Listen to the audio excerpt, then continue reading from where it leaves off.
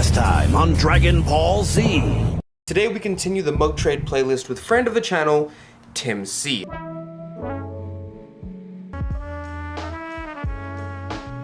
We are now gonna let these dry super slowly. Remember to click all the YouTube buttons. And I'll see you little dirty.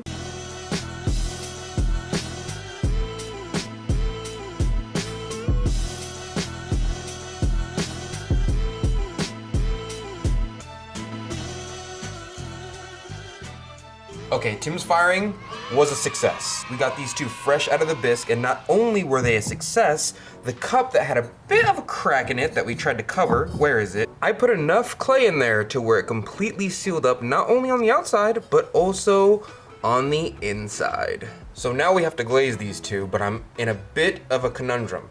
I already know that I'm gonna use my new glaze recipe, Gaura's Red, on at least one of these. But I also made this a very organic, natural clay body specifically so that we can get this color variation inside of the glaze load. And these should become darker as I fire them off in the glaze load. I hope that you can see the organic structure along with the marbleization in the clay body, but I don't want to cover this up with glaze. My issue is that if I put my new glaze on these little teacups here, then there's no way. The glaze looks like this. This is completely gonna cover up all the texture and marbleization that I've worked so hard on, especially the one that I've got super lucky on. So here's my thought, and work with me here. I'm gonna do a little cheat mode here and grab one extra teacup that I know I can glaze the entirety of and be totally okay. I also know that this glaze goes really well on a red clay body, so this will turn out a really nice red. We are also going to glaze one of these halfway with this glaze, and the other one, this one probably. No, don't do it! No! We're gonna experiment with this one, because I think if I get really lucky with a hypothesis of mine, I can make a super good one for Tim. Okay, I'm not writing this down, so just for the both of us, I'm gonna glaze this one in its entirety. I'm gonna leave this one majoritively raw. I'm just gonna glaze the food safe parts, the inside and just the lip, and this one's gonna be the experiment. Write down in the comments below which one you think is gonna come out the best. I'm betting one of these two right here. I'm really hoping this one, but this one's probably the most stable bet we have.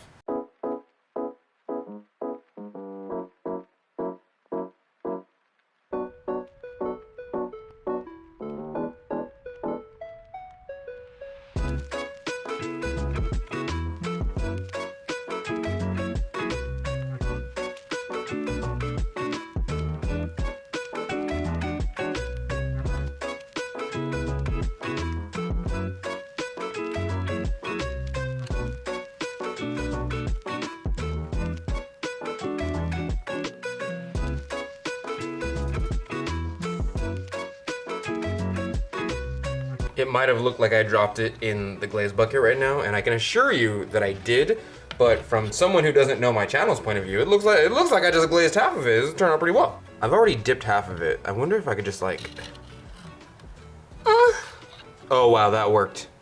I cannot believe that actually worked. So perfectly, I didn't even get the bottom ring. Let's go. I'm really tempted to put some kind of like something here and something here just to accent these little dips right here, but I know that if I do, without experimenting on what would actually go well with this glaze first, I'm gonna mess it up. So we're just gonna leave this alone. We're not gonna touch it.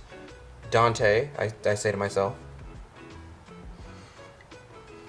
Oh, I just spilled it. Oh no, oh, those were all the pots I was saving for Amico. No. Damn, now I have to play my favorite game. Will he have enough glaze? Literally always no. Oh, it's crawling. It's crawling. Okay, we got, all right. Okay, spoiler alert, when I went to Ensika, I met a bunch of cool company people, including got to talk to Amico a little bit, and Amico was gonna send me some new Liddy glazes, but now the results are contaminated. Not really, I could just wipe that off, but okay, that one. I hate it. Editor, I'm just gonna leave the camera on. Please don't include this part. No, I don't think I will. The worst part is that I made exactly how much glaze I knew I would need because I'm so strapped for yellow iron oxide right now. So I was like, this is exactly the amount that I need for the size of, I did the math on it, and math gone. Math gone now.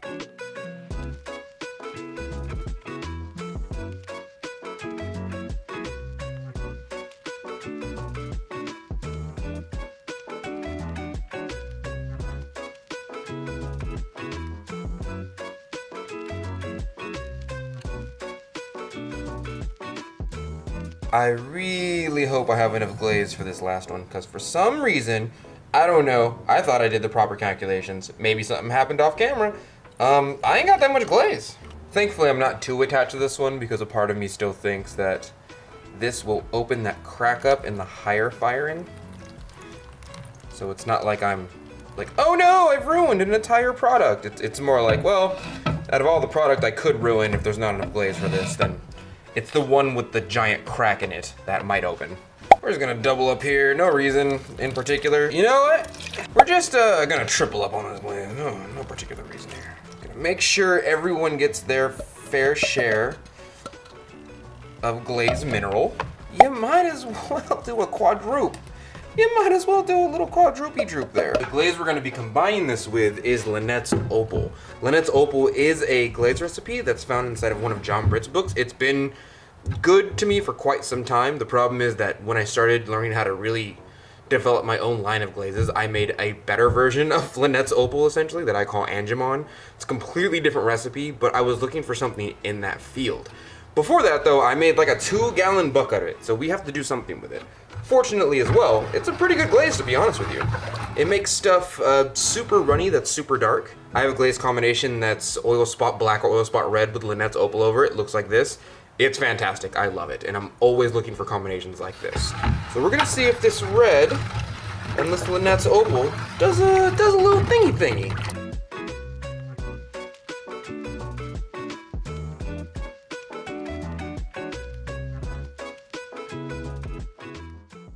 I was gonna dip the entire thing, but you know what? That's enough. I wanna see how far this red can go if we add that amount of water to it and have it that thin. Okay, so we're ready to put all of these in the kiln. This one is a redstone clay body with just Gara's red over it. It's very nice. As I said before, the art style is inspired by Alex Olson. Instagram down below if you want his stuff.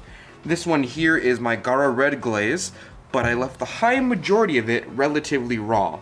I want Tim to have something special, and I don't know what his collection looks like, but I can almost guarantee that he does not have a marbleized organic teacup mimicked after a Japanese style, on top of the fact that there's a handmade red oxidation cone 6 glaze.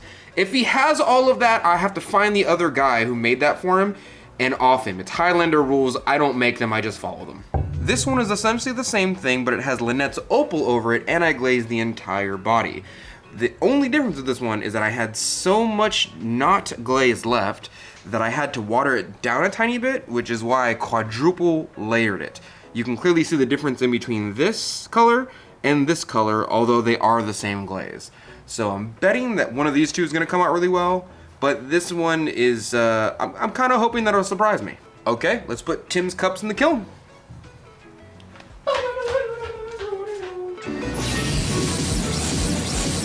Okay, now that everything's out of the kiln, let's take a look. This cup is the one that I glazed all the way with no mixes and no raw work.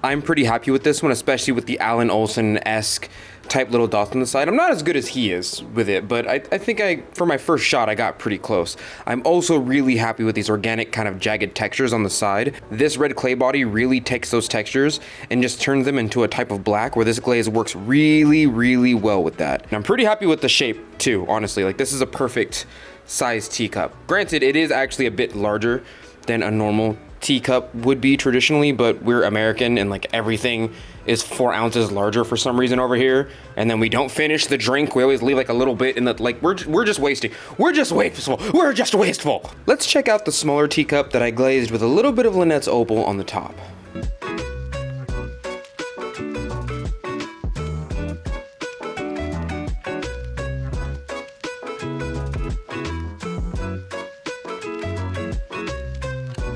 I'm pretty happy with this one as well. This one's a bit smaller and it is slightly darker red than this red over here. I appreciate this type of red because just getting a red iron oxide red and a cone 6 oxidation kiln is already difficult. Most people do their reds in some sort of reduction kiln, and this is all cone 6 oxidation. But the fact that I can get this from cone 6 oxidation from one glaze and get this from basically recycled clay is still amazing to me. So these two are pretty good. But the one that I like the most, and the one that came in exactly how I thought it would, is this one right here. Come a little bit closer, you're my kind of man.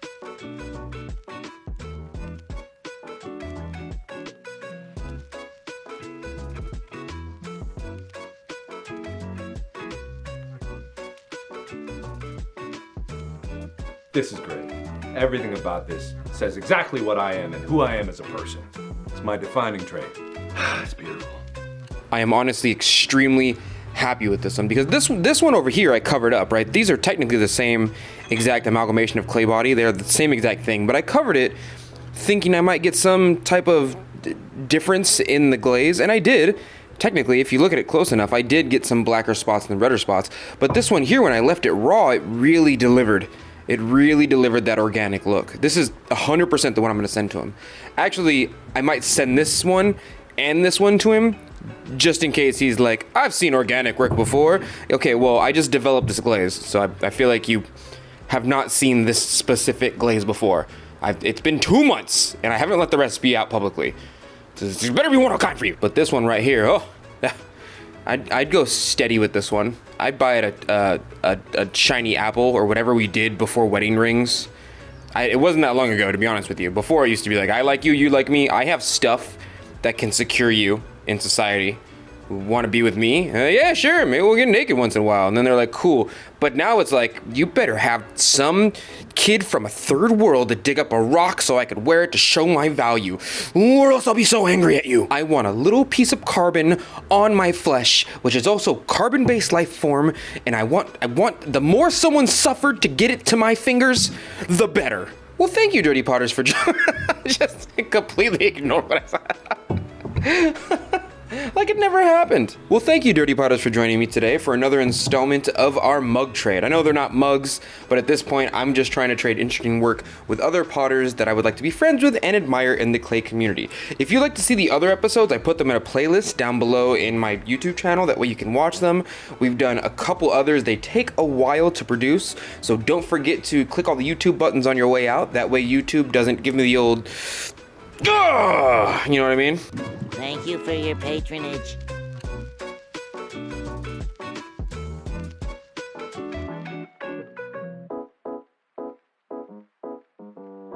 Look, I know that I came in a little hot at the end there, okay? But see that? That's water. Pre-workout. This is what happens.